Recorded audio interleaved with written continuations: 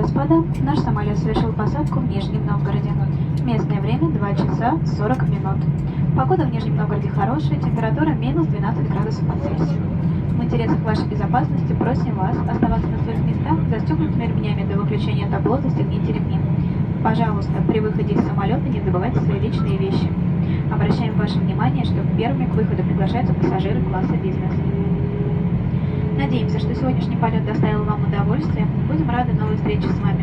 До свидания. Ladies and gentlemen, our aircraft has landed at Nizhny Novgorod. The local time is 2 hours 40 minutes p.m. The weather in Nizhny Novgorod is good and the temperature is